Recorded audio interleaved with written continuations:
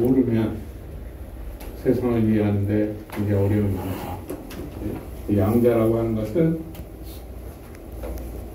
세상에 존재하는 화학적, 물리적 어떤 양의 최소의 알갱이, 그러니까 뭐 전류라든지 질량이라든지 이런 것들은 개개의 가장 최소의 알갱이, 원자라든지 전자라든지 이런 게 있다고 얘기했고, 특히 빛은 광자지. 그래서 여기 앉아 있는 이 솔베이 컨퍼런스라고, 솔베이라고 그 유명한 그 기료도 만들고 회사인데, 하여튼 1927년도 이제 이 정도 되면 1924년도, 26년도 돼가지고 양자 역할에 대해서 이제 많은 이론들을 내는 사람들이고, 그래서 이제 뭐 그 당시 그래도 해결되지 않은 문제가 있지만 대부분 하여튼 이때 모여가지고 그 당시에 양자나 과학에 관련되는 얘기를 하는 웬만한 사람이 여기 다 앉아있단 말이에요. 여자는 큐리 부인도 앉아있고, 큐리 부인은 레이디오 액티비티를 발견했을 때 뉴욕타임스, 한국으로 치면 무슨 주간지 같은 건데 뉴욕타임스에 방사선이 만병통치다 그렇게 광고한 적도 있단 말이지. 지금 이제 레이디에이션이 알파, 베타, 감마를 쪼이면 DNA를 파괴시켜서 생명에 해롭다 이런 걸 알고 있잖아. 그 당시만 해도 무슨 방사선을 쪼이면 만병통치다 뭐 이런 때도 있었다. 특히 여기에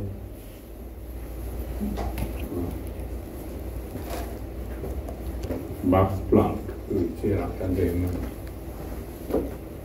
이 사람이 막스 플랑크고, 그 다음에 키가 큰 닐스 보가 그 노벨상 추천위원회는 뭐 비밀을 유지해야 되고 뭐 그런 게 있는데, 나도 추천위원이기도 하고 그래서 비밀을 유지해야 된다고 해서 한동안은 좋다고 얘기했는데, 하여튼 보라는 사람이 그 1900 쿼넌 미케닉스 뭐 이런 거 쭉 나오고 나서는 그 노벨상 추천위원회에 이 사람이 영향력을 굉장히 한쳤던 해가지고 나중에 다큐멘터리 그 릴리스된 거에 보면은 한 20몇 년 동안 열몇 사람의 그 주는데 아주 굉장히 파워풀하게 작동해가지고 그 파워풀한 사람이 뭐가 있다 그랬나. 드레이는 얘기했고, 브렉이라는 사람도 아마 여기 있을 텐데 엑스레이를 했던 브렉.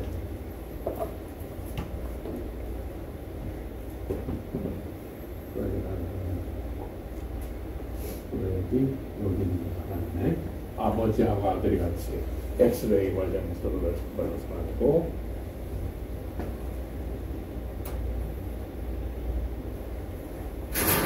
컴퓨터라는 사람은 엑스레이하고 엘렉트로하고 충돌시키는 스캐터링 실험하는 사람이고, 또 엑스레이 관련해서 노벨상을 받은 사람이고, 그러니까 보호가 있고, 그 다음에 그 파동함수의 제곱은 무엇을 발견할 확률이다 하는 보온이라는 사람이 이 사람이고,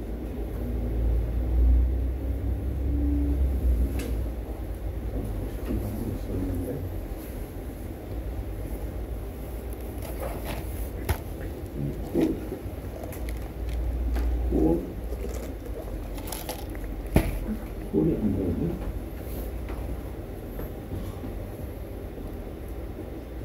하여튼 그 1927년 솔베이 컨퍼런스 들여다보면 여러분들이 관심 있을 만한 사람들이 있고, 그 양자 세계라는 서울대 도서관에 가면 20세기를 빛낸 뭐 양자 세계 이런 쳐 치면은 이런 사람들에 대한 비하인드 스토리가 쭉 나와 있다.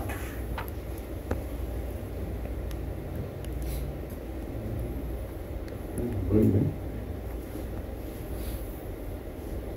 먹고 싶은 사람 하나 있었는데 안 보이네.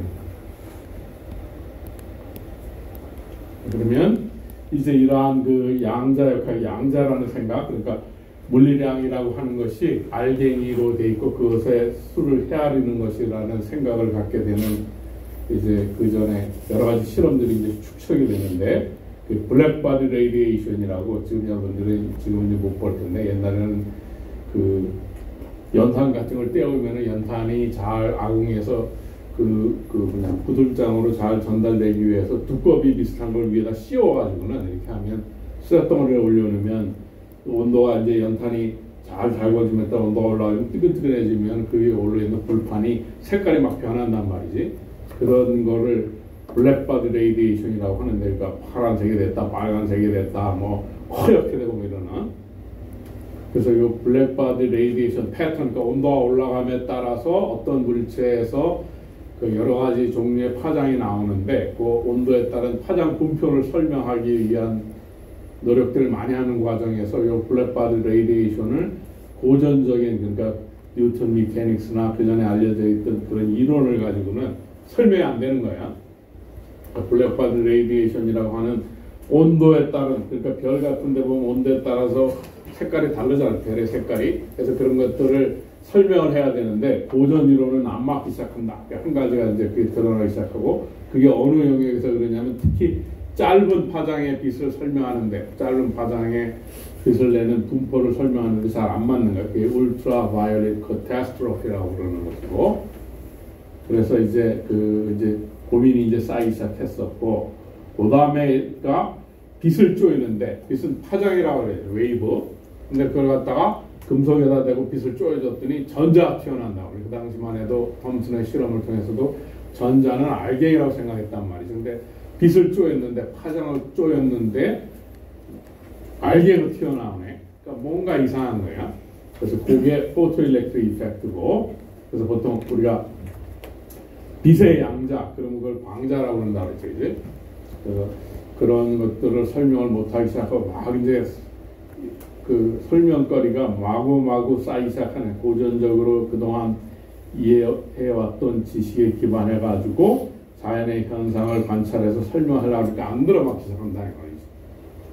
그 다음에 이제 가장 강력한 거는 이제 우주에서 오는 그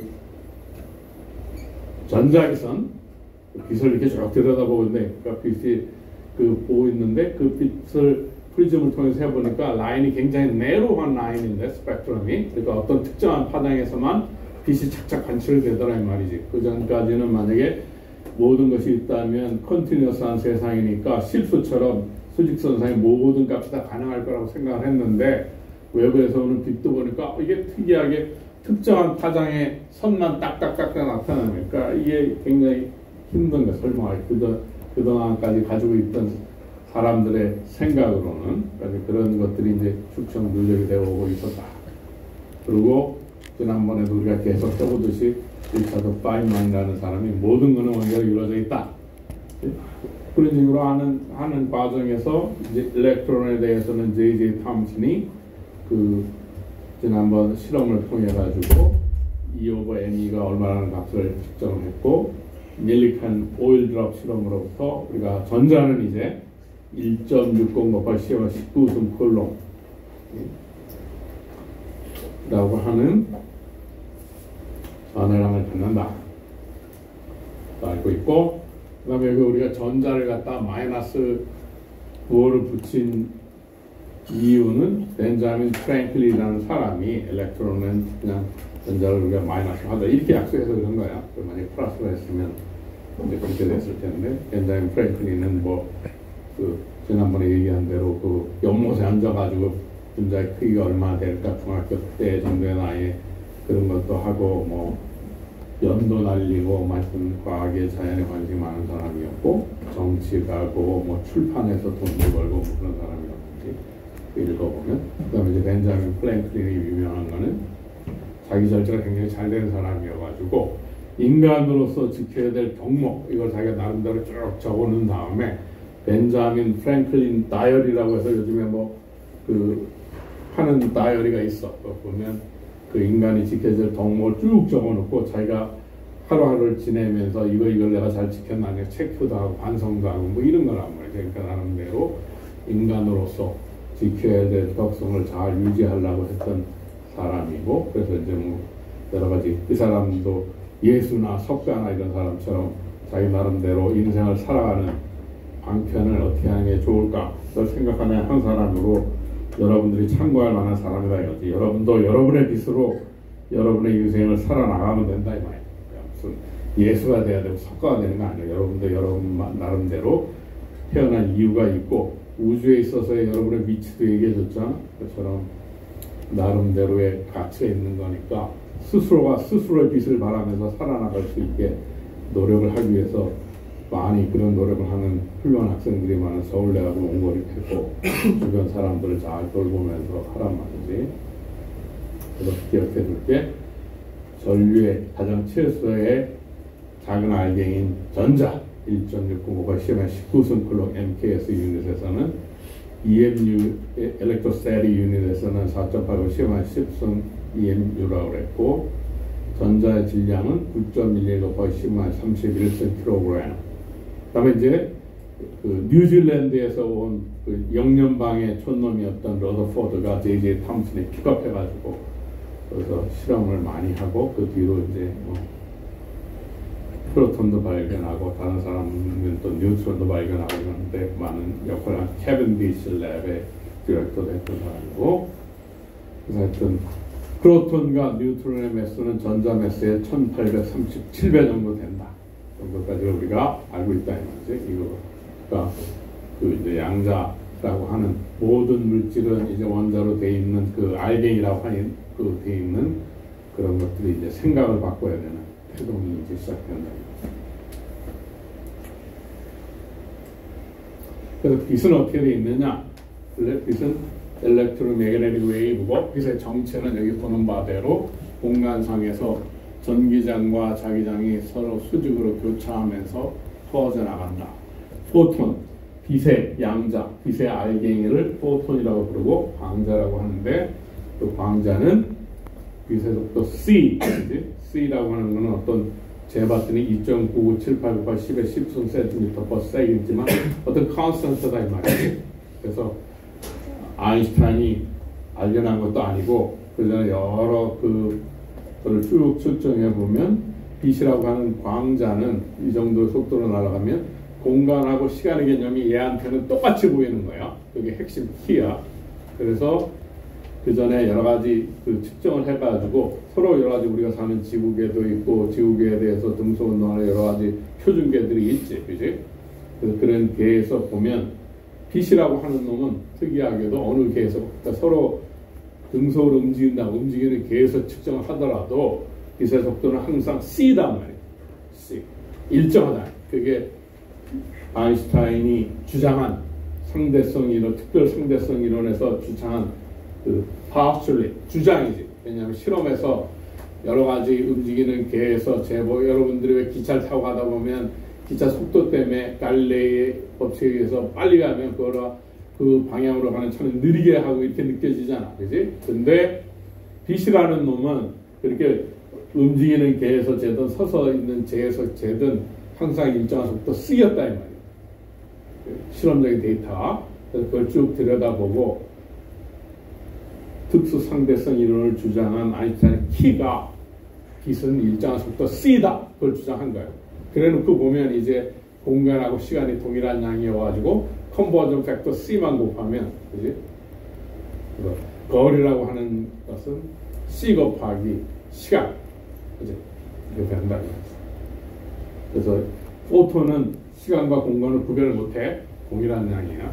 여러분이 고기 잴 때 우리는 한근 부분이고 영국 사람은 파운드 이렇게 하면 둘 사이에 컨버전만 하면 의사소통이 되잖아.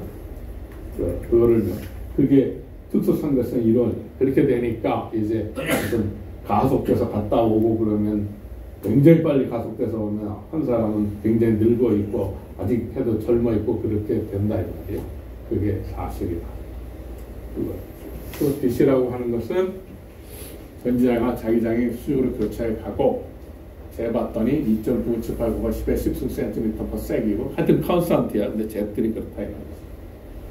그리고 그러한 것들을 실험을 하기 전에 이제 많이 했던 영이라는 사람, 우리나라 영영조 때 이 정도 했던 사람이지. 영, 내과 의사하면서 과학자인 영의 더블 슬릿 익스페리먼트를 통해 가지고 파장이라고 하는 거는 불절도 하고 서로 인터피어런스해서 어둡고 밝은 링이 생긴다 이걸 알았지.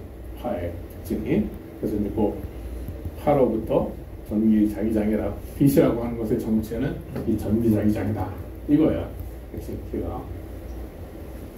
그리고 이제 그 패러데이라고 하는 이 사람은 대학교 교육도 안 받은 그냥 사람인데 자기가 여러 가지 실험을 통해 가지고 많은 뛰어난 사람이고, 맥스웰은 수리물리학자인데 수학. 사람들이 통계적으로 쭉 실험적으로 발견해낸 과학적 지식을 수학이라는 언어로 엄밀하게 써놓고 보다 보니까 색다른 현상들이 발견되기 시작한 거죠.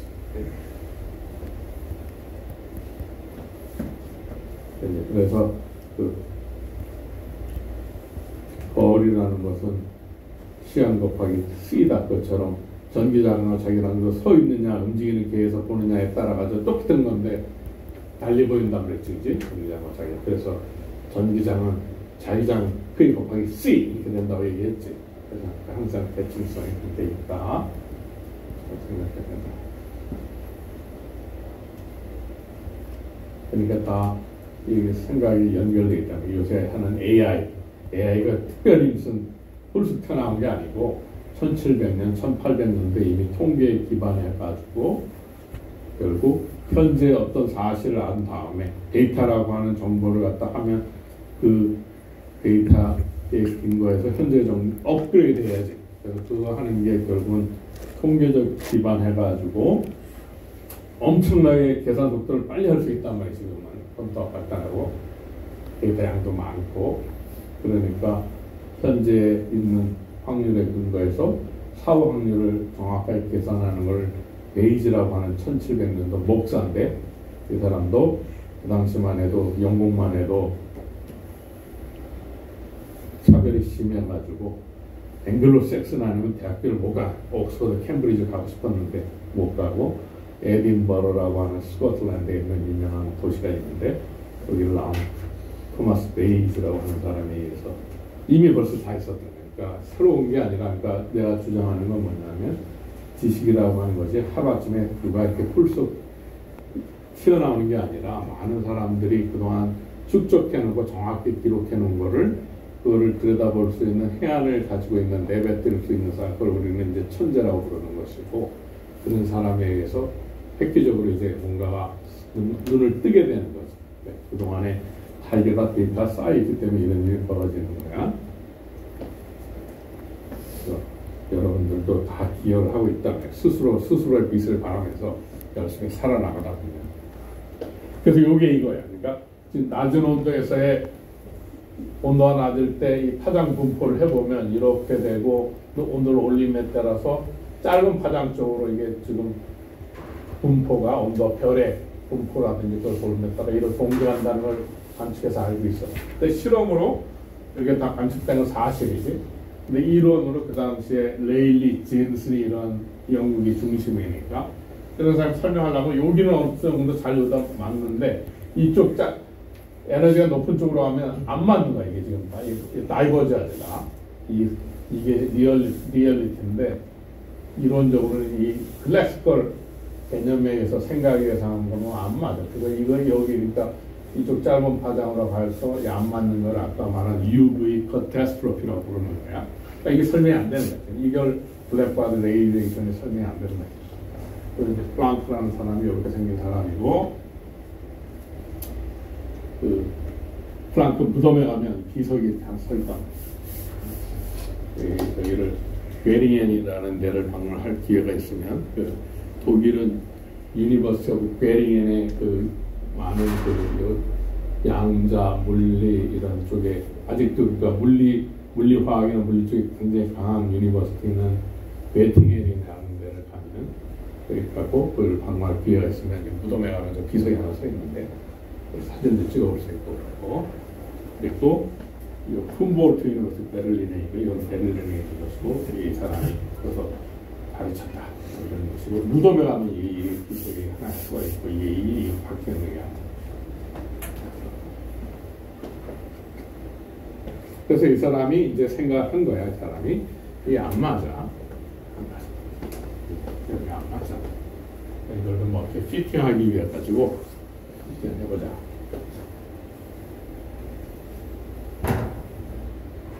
피팅해가지고 이걸 한 거예요.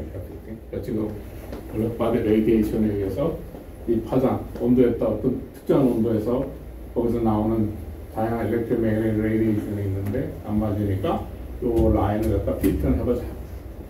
그래서 피팅을 하는 변수를 하나 정한 거야. 그래서 이걸 피팅을 딱 했을 때 이걸 잘 맞는 파라미터. 지금 그러니까 여러분들 그 AI도 그런 거지. 말하자면 여러분이 심장이 운동을 하고 그러면 심장이 사람이 정상적인 사람이 최고 심장 레이트는 얼마인가 이걸 나름대로 막 측정했을 거란 말이에요. 그래서 보통은 그 노멀 그 핫 레이트 아주 맥시멈 핫 레이트는 뭐 220 빼기 여러분 나이 이렇게 하면 대충 나와. 그게 이제 변수 하나 가지고 피팅하는 거지.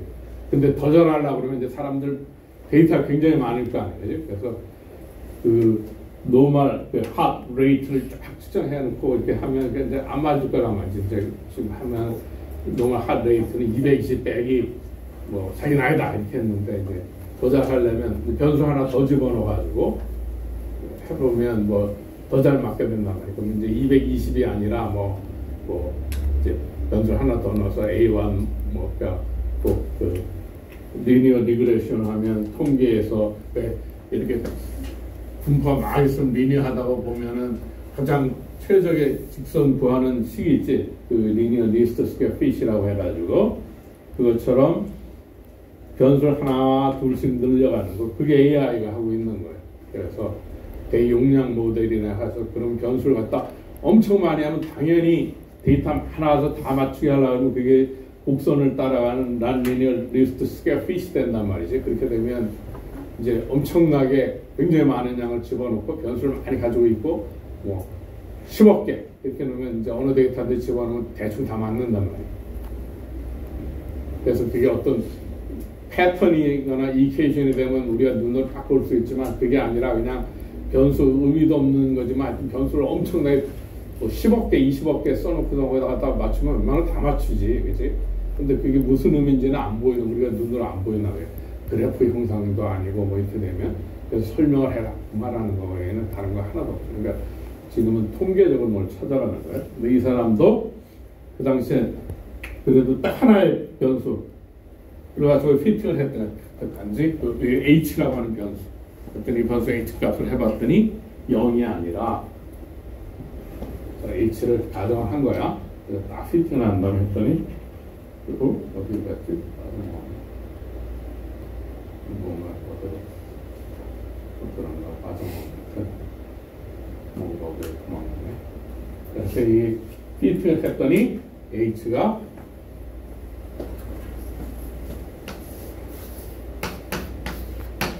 1.625 더하기 10의 34승 줄 이렇게 된다고 했지. 이 10의 30 굉장히 작은 수야지. 그러니까 뭐 이게 H가 0 이걸 풀어서 쓰면 0.000 지난번에 지구 돌듯이 이렇게 쓴 다음에 이제 6이 하나 이제 다운을 풀어놓은 굉장히 작은 양이라 엄청. 그렇지만 H가 어떻게 돼? 0은 아니에요. 그치? 0이 아니야. 그래서 이 값이 재봤더니 6.615가 10만 34 줄색이라는 양이고 0이 아니다. 그래서 이게 이제 결국은 작은 알갱이 단위의 어떤 퀀텀이라고 하는 이제 개념이 들어오게 되는 거예요. 0이 아니다. 그래서 말하자면 H가 변수지. 근데 재봤더니 이런 거야. 아까 C처럼 이게 0으로 간다. 이걸 뭐라고 그러냐면 클래시컬 리밋이라고 그래요.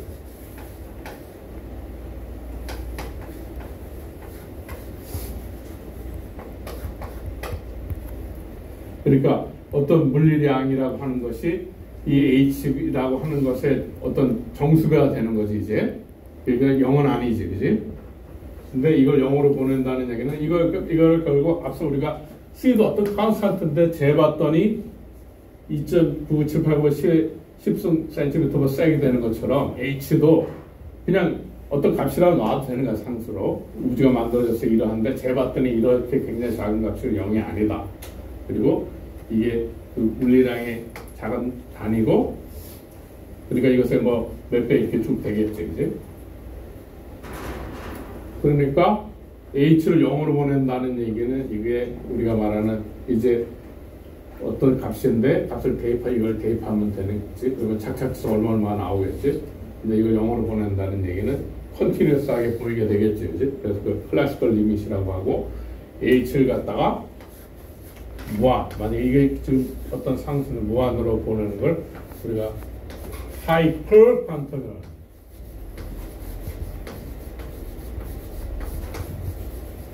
앞서 우리가 슈퍼맨 안 할 때처럼 하이퍼 텐션 하면 고혈압이고 하이포 텐션 하면 저혈압이고 했었지, 그지?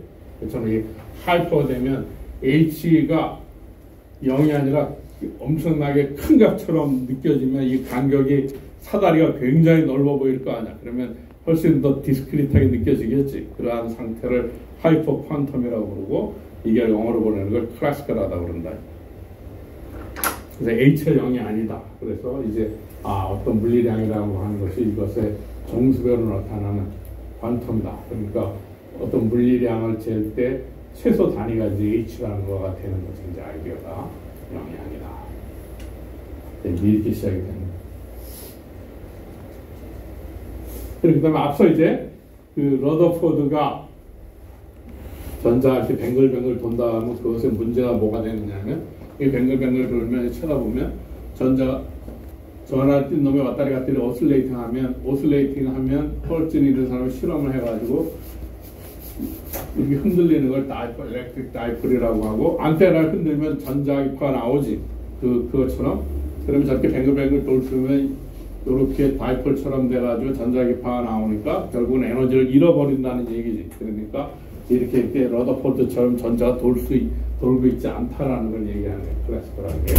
그래서 결국은 저 러더포드가 생각했던 전자가 궤도처럼 뱅글뱅글 돌고 있다는 생각이 틀린다 이 말이지.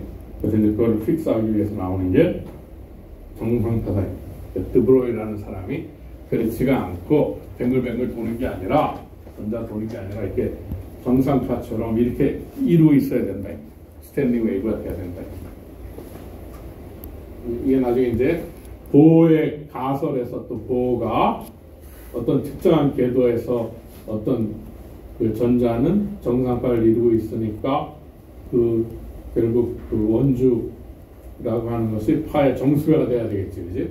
그걸 가정하게 되는 것도 또 이렇게 되는 거니까 생각이 나는 것이 그러니까 정상파를 이룬다. 그래서 저희 브로이가 전자가 있으면 또 뱅글뱅글 도는 게 아니라 스탠딩 웨이브처럼 그러한 상태를 이루고 있다. 그렇게 되려면 또 정수 곱하기 n 나보다는 2파이r이 돼야 되겠지, 그지? 돼야 된다. 스탠딩 웨이브가 된다는 생각이 그렇게 해서 나온 것이다. 그러니까 우리가 이해하기 쉽게 하느라고 전자가 궤도를 돌고 있다 이렇게 생각하는데 그게 아니라 어떤 원자에 있어서 전자는 이렇게 스탠딩 웨이브로 어떤 궤도에서 궤도마다 프린시플 퀀텀 넘버 n이 1, 2, 3 이렇게 바뀜에 따라 거기에 맞도록 저렇게 스탠딩 웨이브 형태로 존재하고 있다. 그렇게 머릿속에 생각하는 것이 맞다.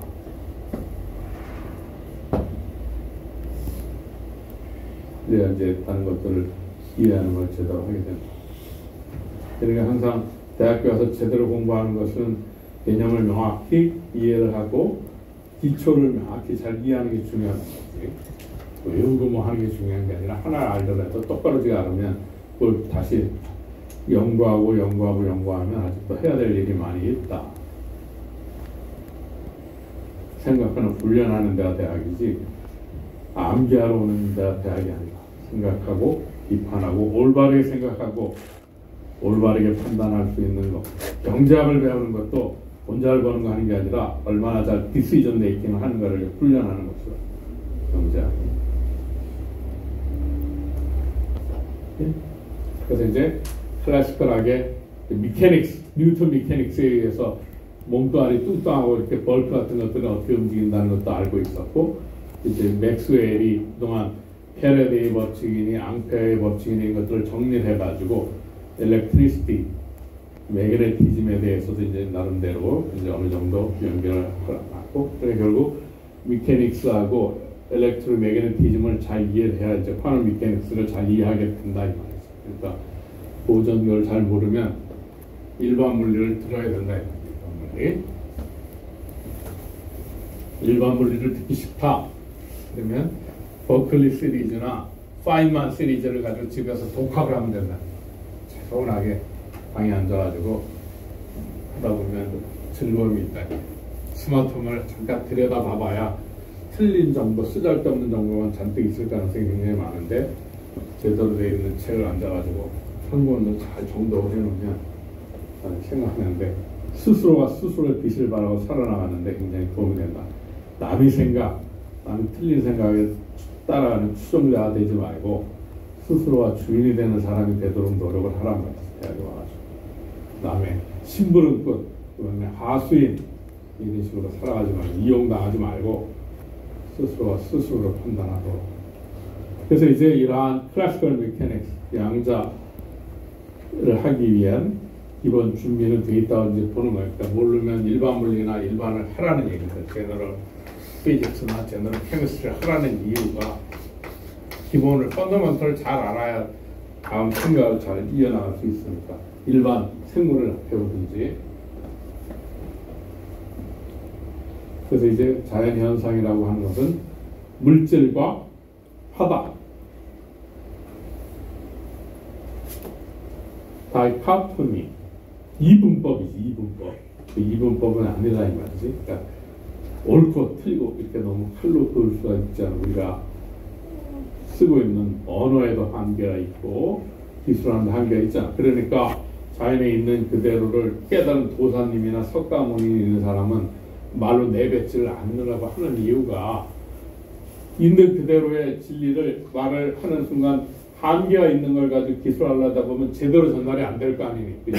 그러니까 딱 눈빛만 보고 말로 이렇게 묵묵부답을 해도 무슨 걸 전달하고자 하는지 깨닫는 제자가 되면 제대로 된다 이 말이지. 제대로. 노자니 석간이 이런 사람들이 그렇게 한 이유가 잘 생각해 보라고. 그래서 가르치는 이유도 내가 미리 살았고 여러분보다 먼저 태어나서 조금 일찍 배웠으니까 이거를 안내할 뿐이지 이거라고 강조하는 건 아니야. 이걸 기초로 여러분들이 여러분의 빛으로 여러분의 길을 빛내어 나가면서 스스로 생각하는 능력을 키워나가라. 그래서 이제 달튼하고 아보가드로가, 달튼이 원자론, 아보가드로가 그에 근거한 분자, 원자 분자를 얘기하고, 그래서 이제 우리가 알고 있는 물질의 작은 알갱이는 원자니까 2분의 1 원자 이런 말은 안 한단 말이지. 이제 우리가 알고 있는 주기율표에서 얘기하면, 물론 원자를 깨면 그거를 이루고 있는 원자 내에도 전자가 있고 원자 핵 안에는 프로톤과 뉴트론이 있고 이런 얘기지만 그거를 원자라고 부르지는 않는단 말이지. 또 우리가 원자라고 할 때는 그 주기율표에 있는 114개의 가장 작은 알갱이, 모든 물질은 원자로 이루어져 있다. 물질의 작은 알갱이 원자, 그걸 얘기한다 이거지. 그래서 질량의 원자는, 질량의 양자는 원자다. 그래서 얘기했지, 하나. 그 다음에 전류의 양자는 전자들이다라는 것도 얘기했고, 빛의 양자, 웨이브의 양자는 포톤이다. 세 개를 여러분이 벌써 등장인물로 알고 있는 거예요. 그래서 이제 과거에는 이렇게 이게 모든 상태가 가능하다고 생각하는데 그렇지 않고 어떤 뜨문뜨문하게 H로 떨어져 있지, 그치? H바, H이라고 하는 아까 에너지 H 또는 보통 H바, H바 이렇게 쓰는 거. H바는 2파이로 나누는 거. 같은 에너지야, 그지? 이걸 이거 단위로 쓸 수도 있고, 에너지 단위로 이것을 쓸 수 있고, 이걸 쓸 수도 있고, 알갱이. 그거를 플랑크가 블랙바디 레이디에이션을 맞추면서 알아맞혔단 말이지. 그런 에너지의 작은 알갱이 저런 게 있다.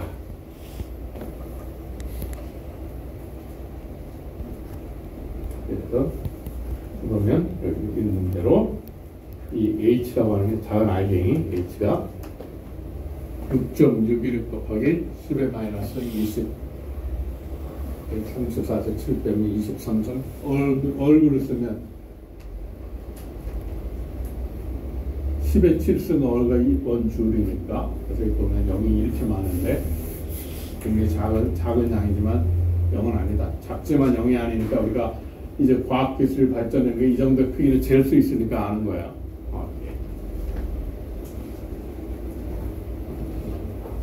예. 0이 아니다. H라고 하는 게 우주가 만들어졌을 때 에너지가 가장 기본 단위인데 작은 알갱이인데 재봤더니 0이 아닌 6.61 곱하기 10의 마이너스 34선 줄세 또는 10의 6.61 곱하기 10의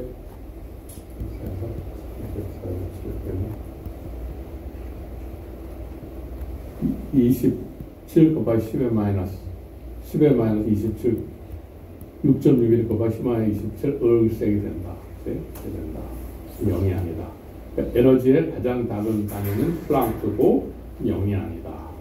그리고 H를 0으로 보낸다는 게 우리가 클래시컬한 리밋에 가까워진다. 이렇게 생각하면 되는 것이고, 그리고 모든 거를 H 단위로 다 나타낸 다음에 H를 0으로 바꿔놓으면은, 그러면 우리가 클래시컬하게 뉴턴 미케닉스에서 관측한 양으로 다 환원된다. 그 말이죠. 이제 가장 작은, 에너지의 가장 작은 단위인 H 또는 H바라고 하는 것으로 나타낼 수 있고, 그리고 우리가 이제 쿼텀 케미스트리 퀀텀 또는 피직스라고 부르고, 퀀텀이라고 하는 것은 그러한 작은 알갱이들의 역학관계를 따지는 학문을 퀀텀 피직스 또는 퀀텀 케미스트리라고 한다. 그러니까 굉장히 작은 양이지. 이제 근데 그걸 우리가 잴 수 있는 단위까지 온 거지. 그래서 이제 우리가 결국 양자라고 하는 것에 있어서는 두드러진 특징이 입자성보다는 파동성이 강하니까 우리가 파에 대해서 잘 이해할 필요가 있다. 파가 무엇이냐? 파라고 하는 것은 어떤 성질이 주기적으로 전파해 나가는 것이다. 그래서 우리가 수면파, 그럼 가서 수면파가 뭔지 모르면 여기 자아연에 가서 돌을 하나 가져와서 탁 던져보면 수면파가 쫙 생긴단 말이지. 워터웨이브, 사운드 웨이브, 지금 내가 말하는 거 사운드 웨이브가 있고, 그 사운드 웨이브가 1초당 340m 하잖아.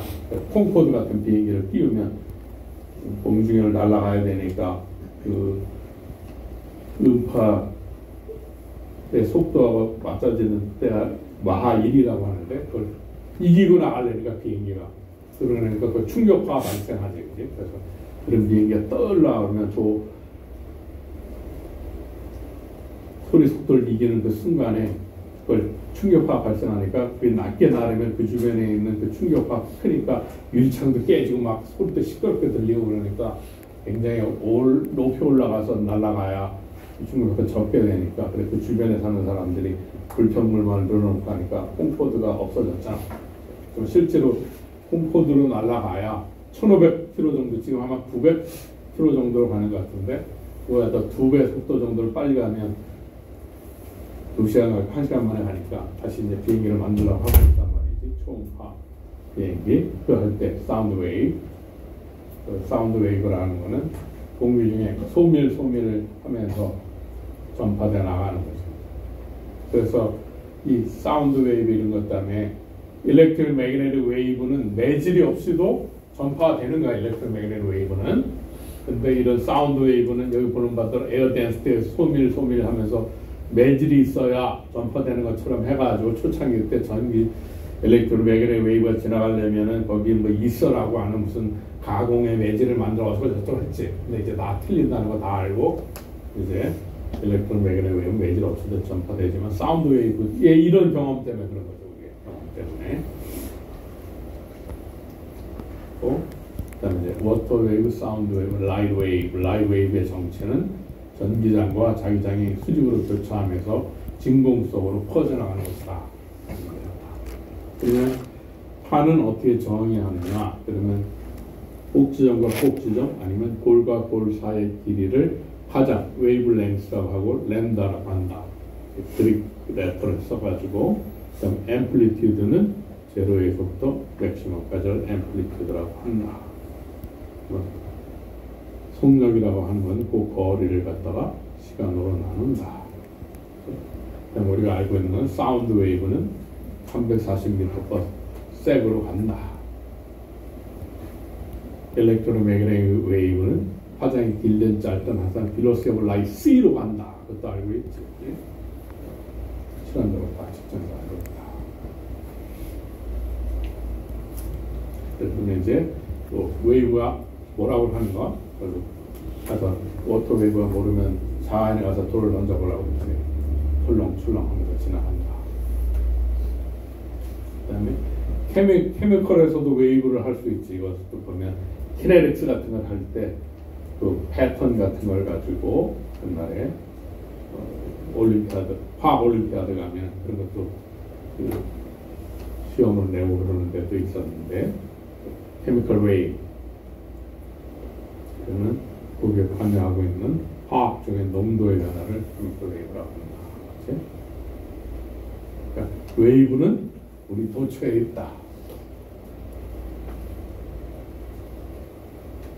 근데 우리 귀는 굉장히 둔해가지고 그 귀의 센시티비티는 로우 스케일에 굉장히 둔감해가지고 천만 다행일 수도 있는데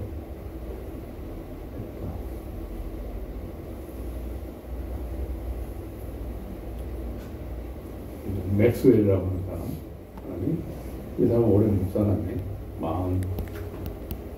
46살.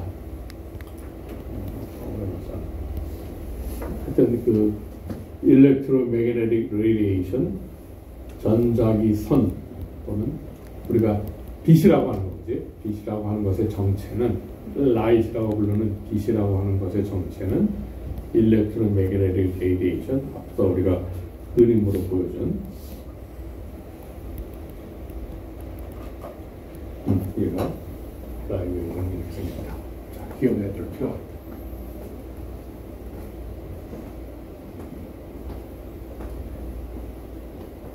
네.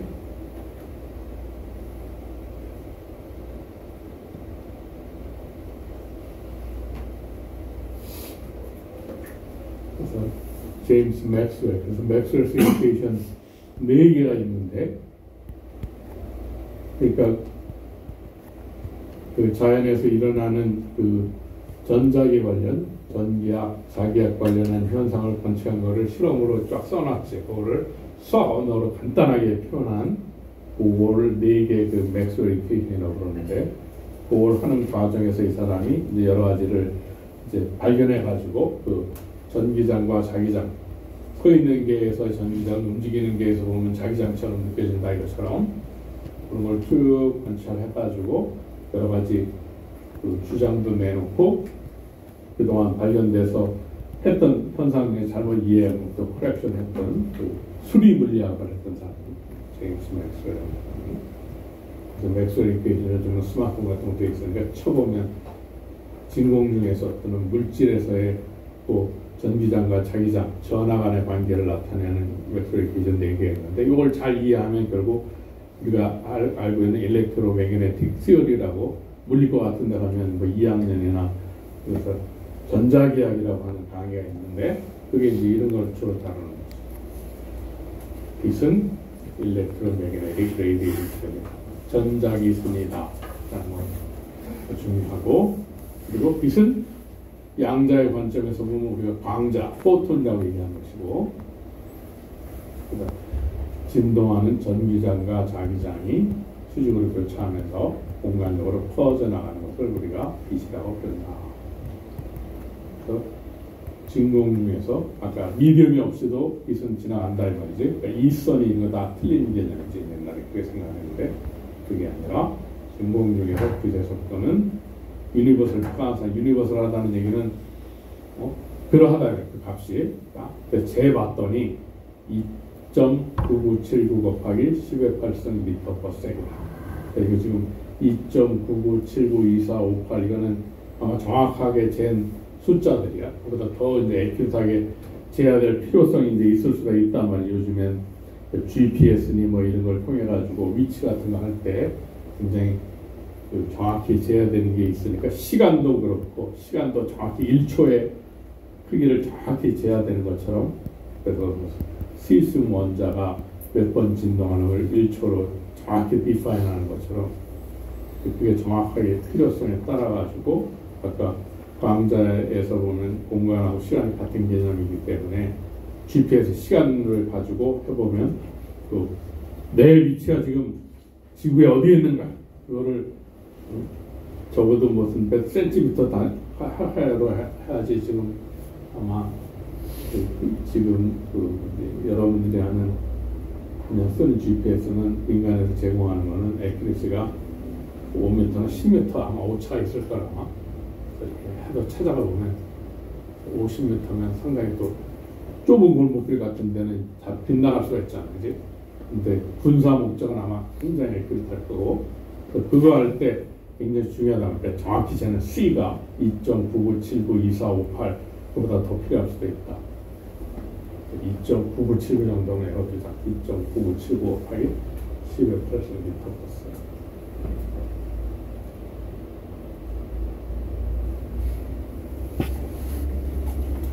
그래서 웨이브라고 하는 것은 우리가 아까 웨이브 렌스를 정의한 것처럼 또 프리퀀시도 정해 진동수의 단위는 1/sec 그걸 갖다 헐츠라는 사람을 또 인정해 주기 위해서 헐츠라고 쓴다. 1/sec을 헐츠라고도 부른다. 그래서 그 전파 속도 분위는 파장 곱하기 프리퀀시다.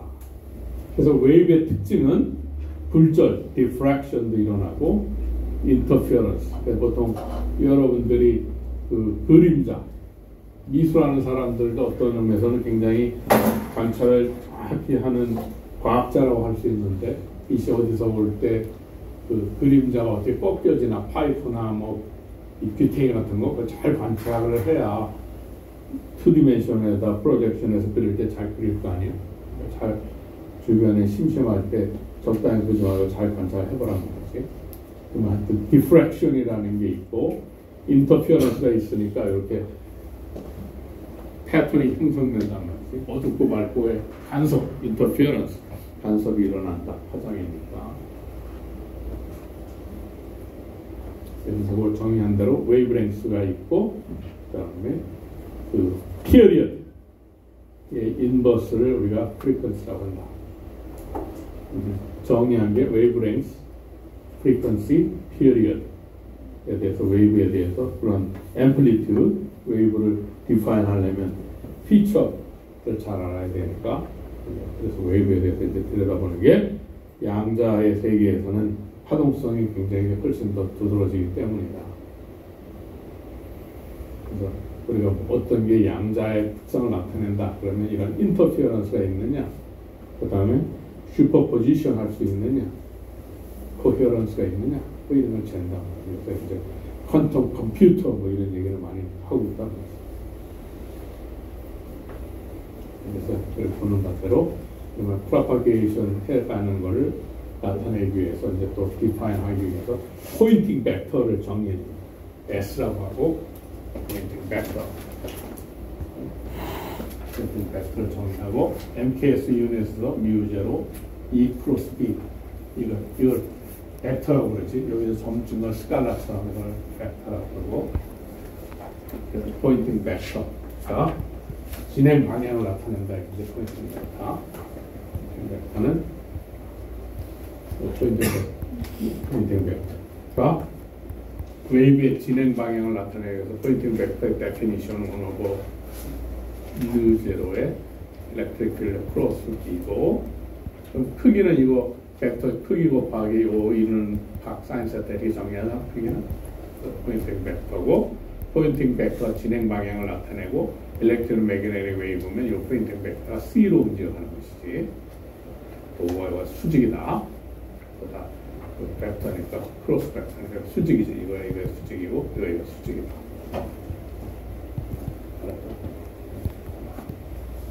그러면 이제 어느 정도 이제 웨이브에 대해서 이제 이해를 했고 이제 준비가 다 됐다. 그 다음에 노드, 이 웨이브의 값이 0이 되는 점을 노드라고 그래. 이게 노드가 점일 때를 노드 포인트, 이게 라인이 되면 노드 라인, 이게 0이 되는 면이 되면 노드 페이스 이렇게 됩니다. 노드는 웨이브의 값이 0인 점 빵. 먹는 빵이 아니라 제로를 나타내는 노드다.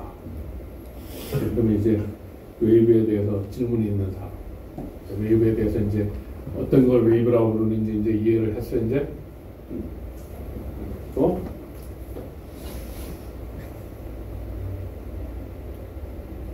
예를 들어서 이 백큐에서는 2.9979가 10의 8승/m로 간다. 지구를 8바퀴 반 돈다. 그 다음에 우리가 보통 하이라이트라고 하면 모든 빛을 다 합치면 백색광이라고 부르지, 그지? 이게 백색광이 우리 눈에 보일 때 그런 거지. 그래서 보통 우리 눈이 볼 수 있는 게 400에서 700 정도 된다 생각합니다. 이쪽이 블루 쪽이고 이쪽이 빨간색 쪽이지. 그래서 이걸 가시광선이라고, 우리 눈에 보이는 영역이니까 빛인데 우리 눈에 보인다고 해서 가시광이라고 그러는 거지. 그래서 옵틱스라고 하면 보통 이 가시광을 다루는 데로 옵틱스라고 부르지. 광학. 그 다음에 레이저라고 하는 것은 특별하게 파장이 하나만 나오는 모노라는 게 원이라는 뜻이라고 해요. 크로마라는 게 컬러니까 모노크로매틱, 한 파장의 빛만 나타내는 거. 그러면 실제로 빛이라는 거는 언서턴트 빛을 볼 때문에 라이프 타임이 있어가지고 또 파장이 지금 폭이 있어요. 델타, 램다 또는 델타 프리퀀시. 예? 하여튼 그렇지만 어떤 그 기계 레졸루션을 보면 여기 한 파장처럼 굉장히 아까 스펙트럴 라인을 라인이라고 불렀잖아. 굉장히 내로한 것처럼 레이저 빛은 모노크로매틱하다. 보통 지금 이것도 지금 이 레이저 파워가 작아서 그렇지 이것도 지금 5140 정도는 그린 라이트죠. 하나의 컬러만 보이지 않는지 여기도 뭘 레이저라고. 그리고 레이저는 이거 보는 것도 직접성이 있어가지고 퍼지지 않고 굉장히 멀리까지 간단 말이지. 레이저 특징이 Light Amplification of Stimulated Emission of Radiation이 나왔잖아. 레이저니까. 레이저가 나오기 전에 먼저 메이저라는 게 있었어. 마이크로웨이브를 가지고 여기가 L이 되면 빛을 갖고 한 것이고 마이크로웨이브 가지고 천문학 하던 사람들이 집중해라 좀 멀리까지 보내가지고 그걸 받아 모으거나 그래서 외부의 우주에서 모아오는 소리를 들으려고. 그래서 메이저의 원리를 먼저 알고 그 다음에 그 레이저라는 거를 또 하던 사람들이 해서 노벨상을 받았죠. 레이저가 지금 엄청나게 많이 쓰이고 있지. 심지어 요즘에 직진성도 좋고 멀리 가게 하고 입시연수 좋게 만들려고 그 라이트 이미팅 다이오드 LED 요즘에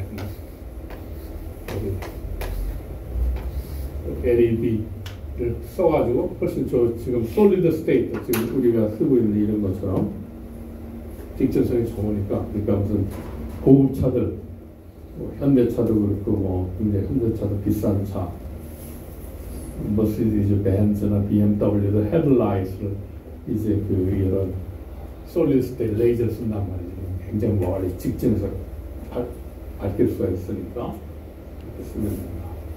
하여튼 레이저 쓰는 이유는 그 모노크로매틱 해가지고 어떤 특정한 스테이트만을 셀렉션하기 굉장히 좋으니까 여러 파장을 쫙 켜주면 그걸 흡수해서 여러 상태가 들뜨면 곤란하잖아. 그러니까 어느 하나만 싹 흥분시켜서 그놈만 따로 취급할 때 레이저를 많이 씁니다.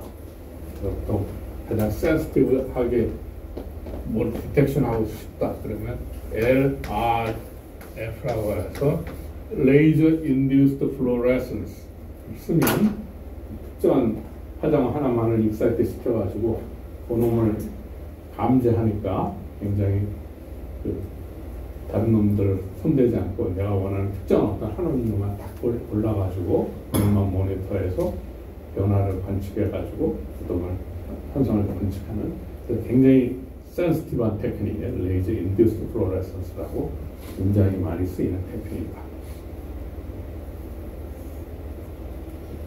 빛은 이제 뭐로 되어 있나를 쭉 보기 위해 가지고 빛이라고 하는 것은 페르마에 가지고 빛을 딱 던지면 빛도 알아가지고 가장 최소의 시간으로 날아가려고 한단 말이지. 시공간을 아까 구별하지 못한다고 그랬잖아. 그래서 그걸 딱 해가지고. 그렇기 때문에 이 프리즘이라고 하는 것은 어떤 특정한 불전류를 가지고 있잖아. 그러니까 거기다 던지면은 이 빛이 쫙 갈라질 수밖에 없는 거지. 그러니까 가장 최소의 시간으로 달려가려니까. 그래서 프리즘을 쫙 쪼으면은 쫙 갈라진단 말이지. 그래서 가장 대표적인 게 빛이 태양이 떠 있지. 그리고 거기가 비가 오고 나면 공기 중에 물방울이 주르륵 떨어지잖아. 그러면 물방울이라고 하는 것이 공기보다 높은 인덱스 오브 리프렉션을 가지고 있지. 그러니까 태양빛이 물방울에 비춰지면 이 프리즘처럼 꺾여가지고 빨주노초 파남볼이 갈라지지. 그리고 그거를 포스트 오더 레인보우라고 해요. 한 번 꺾이는 거 포스트 오더. 근데 그 안에 나중에 잘 사고하다가 이제 여름에 올 테니까 쫙 보고 난 다음에 보면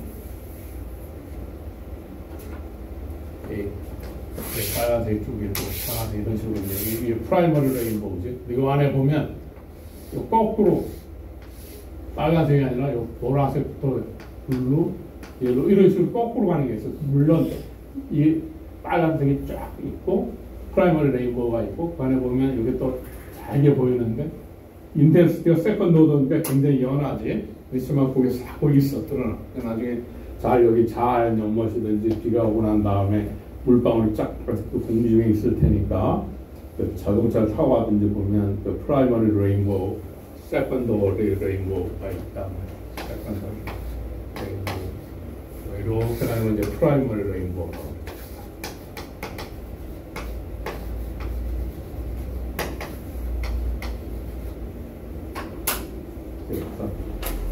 영혼이 괴롭고 스트레스가 쌓이면은 훌륭하게 쓴 좋은 시인들의 자연 시 같은 걸 잘 들여다보면 마음이 영혼이 정화가 되니까 시집도 가서 찾아가서 좀 읽고 스트레스를 풀란 말이지. 쓸데없는 스마트만 들여다보지 말고. 일렉트로매그네틱 웨이브가 있다. 그렇게 굴절률이 있으면 페르마의 원리에 의해 가지고 최단 시간으로 도달하려고. 그러니까 빛은 안다. 빛은 광자는 페르마의 원리를 갖춰주지 않았는데도 그거에 따라가지고 최단 시간으로 도달하려고 하기 때문에 그렇게 한다. 그 다음에 이제 많이 쓰는 게 이렇게 그 유리판이나 이런 거에다가 굉장히 선을 크게 긁어가지고 흠집을 낸 거지. 흠집. 그걸 브레이팅이라고.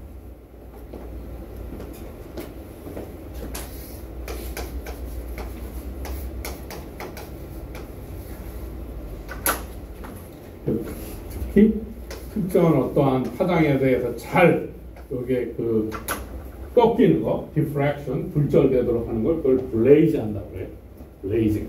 블레이팅을 살 때 내가 어느 특정 화장 영역을 잘 이렇게 꺾여서 잘 분리하게 만드는 거, 그거를 화장 와드 영역에 블레이즈 된 블레이팅을 주세요. 물건도 살려면 뭘 알아야 제대로 된 걸 살 거 아니에요. 근데 하여튼 또 잘 깎아가지고 브레이팅이라는 걸 또 사람들이 생각해내가지고 이렇게 빛을 갈라낼 때 쓴다. 프리즘도 알고 있고 이제 브레이팅도 있다는 것이. 그 다음에 아까 비즈블 400에서 700을 비즈블 라이트라고 본다고 했고 10에서 400을 UV라고 해서 UV A, B, C 해가지고 여러분 DNA 페어링을 갖다가 망가뜨려가지고 피부암도 일으킨다고 그래가지고 빛이 세면은 그 UV를 흡수하도록 해가지고 그 뭐냐 도넛에도 왜 던킨 도넛 가면 허연 가루 있지. 그 허연 가루가 설탕 가루도 있지만 거기에 TiO2라고 TiO2 가루를 잘게 부숴가지고 이 UV를 차단하기 위한 거야. 그러니까 도넛 가루가 거기도 TiO2가 있단 말이지. 하여튼 그 UV A, B, C 그게 DNA를 파괴하기 때문에 그래서 생물체가 어디서부터 왔다고 우리가 생각하고 있느냐 하면 우주가 만들어졌을 때 굉장히 많은 여러 종류의 레디에이션이 카즈믹 레이는 여전히 있고 굉장히 하시한 레디에이션이 많으니까 그런 생명체 DNA의 유전 정보를 가지고 오니까 바다에서 왔다고 생각해요. 그래서 물속에 UV, 카즈믹 레이 이런 거를 보호해줘가지고 생명체가 살아남을 수 있어서 자기 유전 정보를 잘 보존해가지고 UV를 많이 쪼면 스킨 같은 거에 데미지가 와가지고 하니까 UV ABC 잘 찾아보고 또 스킨을 바르고 하는 게 그래서 그런 거예요. 그래서도 사람들이 원래 야행성의 가능성이 있다 이렇게 생각해요. 모든 동물은 이 빛이 없을 때 활동하려고 하는 경향이 있다. UV. 그다음에 인프라레드는 700에서부터 1mm까지, 그러니까 열선이라고 하는 거지. 따끈따끈한 거, 인프라레드. 그러니까 파장이 긴 거지. 그러니까 이게 CO2 같은 기체가 많이 발생하면 외부에서는 태양빛이 CO2 통과하면서 길어진 다음에, 그럼 길어진 게 그 대기 안에 많이 존재가 되면 이게 뜨끈뜨끈한 선이잖아. 그리고 온도가 올라간다고 생각하는 거지. 그래서 CO2니 그린 가스를 많이 만들지 말자. 그거 하는 게 그래서 그런 것이지. 그 다음에 이제 감마레이는 요새 감마 나이프라고 해가지고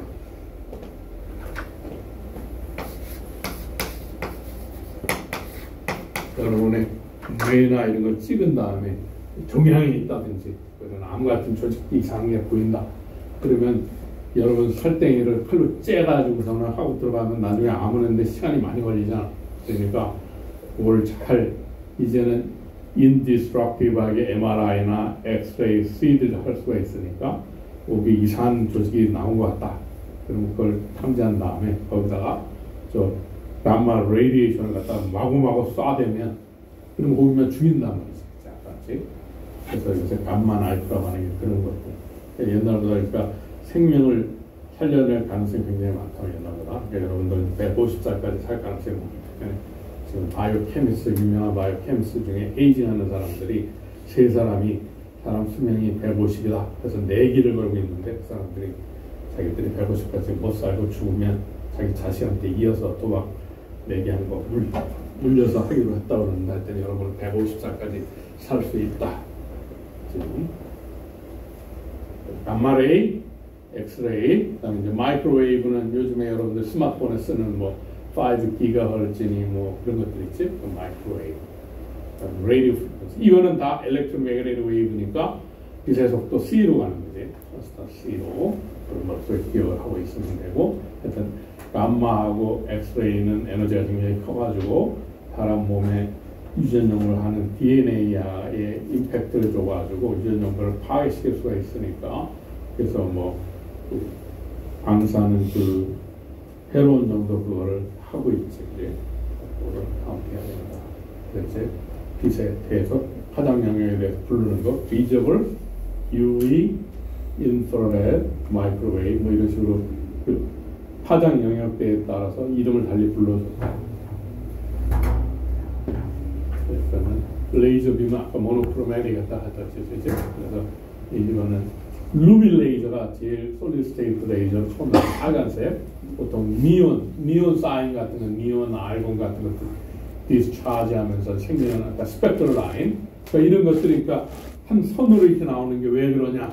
그게 이제 결국은 스펙트럴 라인 이렇게 디스크리트하게 나오는 것부터 이제 퀀텀에 이제 생각을 갖게 된 것이기도 하고, 레이저 빔, 그다음에 프리즘을 통해서 백색광이 들어갔지. 저 안에 이제 글자를 프리즘을 통하니까 이렇게 쫙 이제 레인보우, 프라이머리 레인보우가 쫙 발견됐고, 아까 세컨더리 레인보우는 여기에 거꾸로 요 안에 보면 더 옅은 색으로 이렇게 보인다.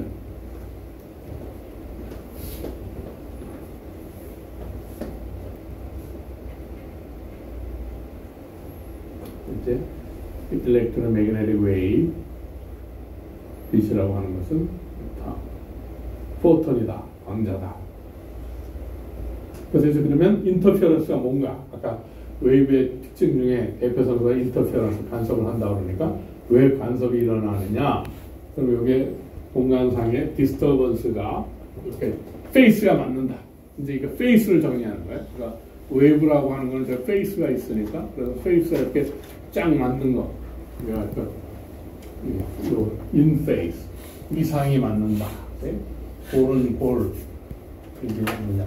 볼은 볼이고 마루는 마루끼리 맞으면 겹쳐져서 그걸 슈퍼포지션이라고 하죠. 슈퍼포지션, 중첩 되면 이게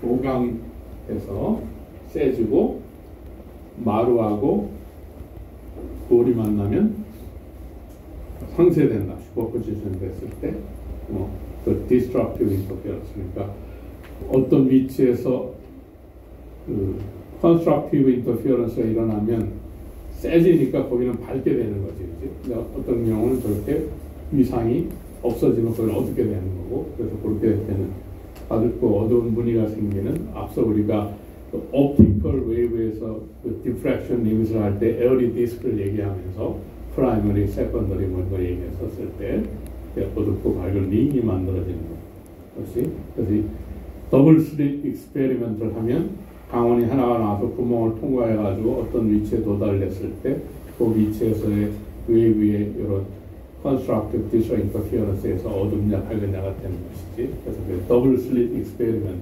영에 1700년도에 그런 것들을 대답합니다.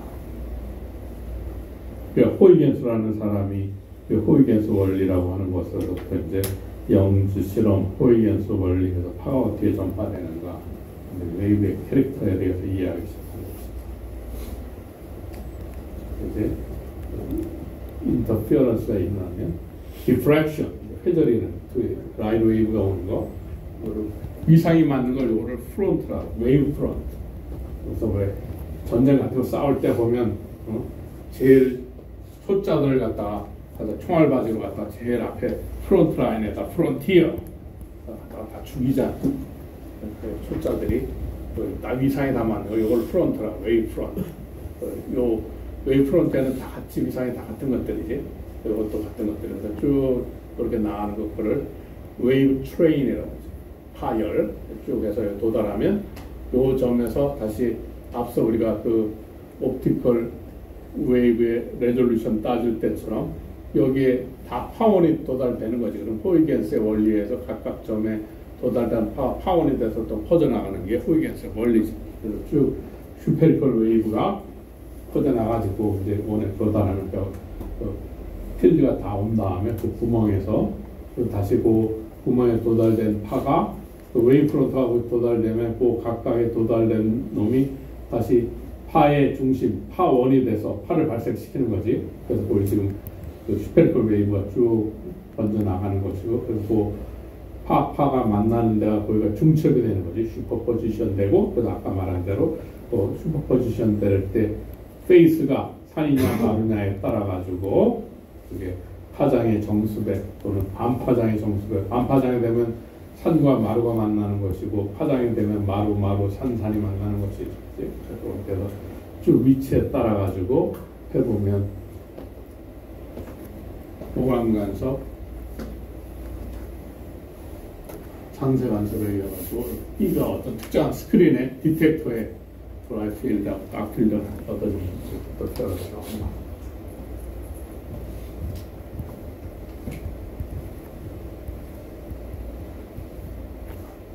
그러니까 여기서도 이제 이 더블 스리 익스페리먼트 이제 그냥 빛, 백색광 랜덤하게 발생하는 빛을 썼는 대신에 이제 우리가 레이저도 가지고 있잖아. 그러니까 레이저를 쐈을 때는 이게 어떻게 될 건가, 또 그거 연구하는 걸로 또 페이머스하게 된 사람도 있고, 그 다음에 이제 엘렉트론도 드브로이 입장에서 웨이브로 볼 수 있다 그러니까 전자빔을 굉장히 단일 에너지의 전자빔을 만들어서 구멍에다 통과시키면 이게 입자라고 했는데 이 웨이브 캐릭터가 진짜 이렇게 인터페어런스 패턴이 나타나는 걸 확인하고 싶을 거 아니에요. 원자나 분자 같은 것이 작은 것에서는 양자 현상이 두드러진다고 그랬고, 양자 현상이 두드러지는 특징은 이게 웨이브로도 볼 수 있다고 그랬으니까 그럼 전자빔을 잘 만들어 가지고 그 구멍에다 쏴보자. 그 디텍터에서 관측해보면 그 웨이브에서 보는 인터페어런스가 나타난다. 그런 거 해볼 수가 있죠. 그러니까 모든 일이 다 끝난 게 아니다. 여러분들이 상상의 날개를 펴면 그러다 보면 굉장히 좋은 걸 발견할 수가 있다. 몰랐던 걸 깨치게 하는 이런 겁니다.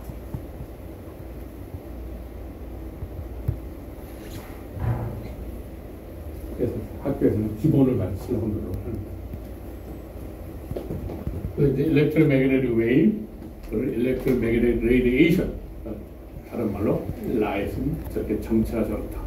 그래서 각각 파장 영역을 부르는 거를 이제 감마레이, 엑스레이, 뭐 UV, 인프라레드, 적외선, 마이크로웨이브, FM 라디오, 뭐 AM 웨이브, 라디오 웨이브 뭐 이렇게 가지고 부르게 됐다.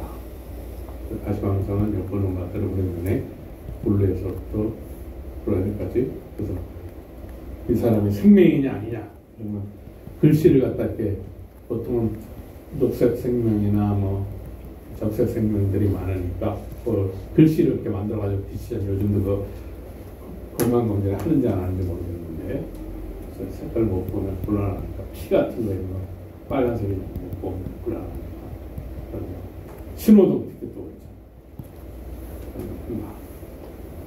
그리고 우리가 인텐시티라고 하는 것은 결국 웨이브의 경우는 앰플리튜드의 제곱을 인텐시티라고 한다. 그리고 어떤 빛이 인텐스하다. 그 말은 뭐냐면 빛은 광자라고 본다 그랬잖아. 그 빛이 인텐스하다는 얘기는 광자가 굉장히 많은 놈이 와서 내 몸을 두드러 팬다 이 말이야. 빛이 세다는 얘기는 인텐스하다는 얘기는 광자의 개수가 많이 와가지고 내 몸뚱 아래를 두드러 팬다. 이게 인텐스한 빛이다. 인텐시티의 의미가 그래서 그러니까 단위 면적당 에너지 플로우를 인텐시티라고 부르는데 그놈은 파의 앰플리튜드의 제곱이고 입자의 위치에서 보면 웨이브 파티클 듀얼리티의 입자에서 보면 포톤이 내 몸뚱아리에 와서 마구마구 두드러 패는 것이다. 인텐스한 빔은. 그러니까 우주에서 백큐면 우주에서 포톤을 마구마구 해서 쪼이면 포톤 광자를 가지고 당구알처럼 가서 두드러 패니까 우주선에 날개를 쫙 펴면은 바람처럼 광자 와서 두드러 패면 운동량이 트랜스포트해서 움직여가겠지. 그치? 그런 일들을 우주에서는 한다는 이제 방향 같은 걸 조정하고 할 때 포톤을 보내가지고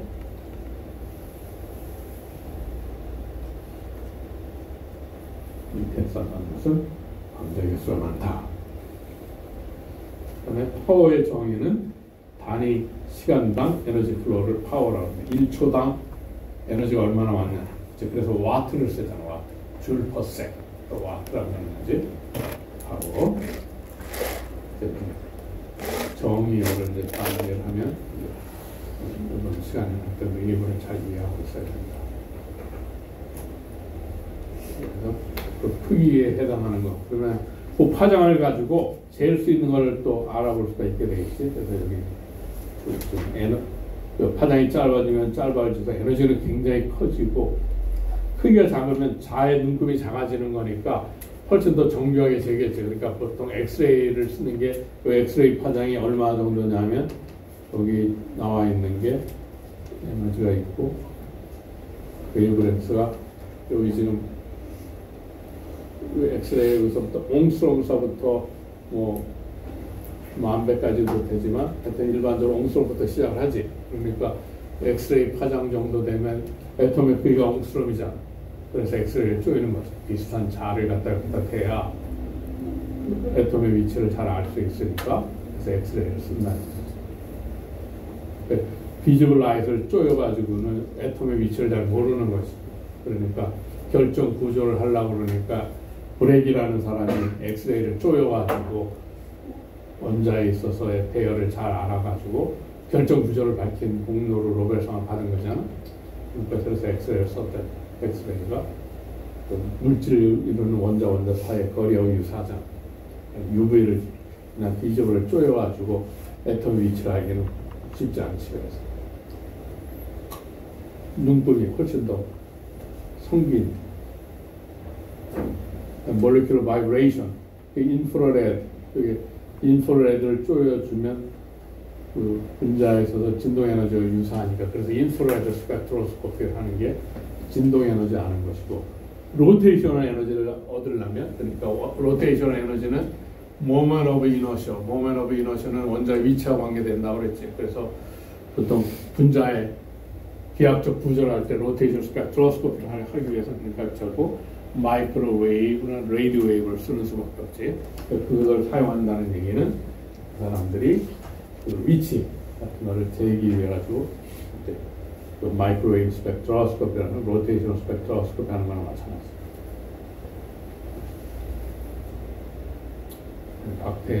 박테리아가 지금 마이크론 크기니까 현미경, 마이크로스코프라고 그러는 거지. 요즘은 네노 크기, C-9 승부는 네노스코프 뭐 이렇게 부르는 것처럼 CD 뭐 이런 걸 더 하지만 CD도 거기에 더 많은 정보를 얻으려면 짧은 파장, 블루레이 뭐 CD 뭐 이런 게 나오는 이유가 더 많은 정보를 집으려면 파장이 짧은 걸 집어넣어야 되겠지. 그린라이트는 5145 그린라이트 기억하고 얘기했고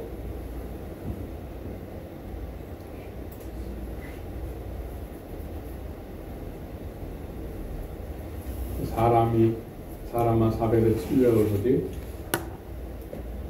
벌 같은 거는 UV까지 볼 수 있다고 얘기했었지. 그 다음에 엘리펀트는 더 짧은 우리는 20에서 2만 월째지만 코끼리는 그보다 더 짧은 파장의 소리를 들을 수 있으니까 물 흐르는 소리 뭐 이런 거에서 물 찾아가는 코끼리가 우리랑 굉장히 다르다는 거지. 그러니까 사람 기준에서 또 다른 동물을 보면 안 된다.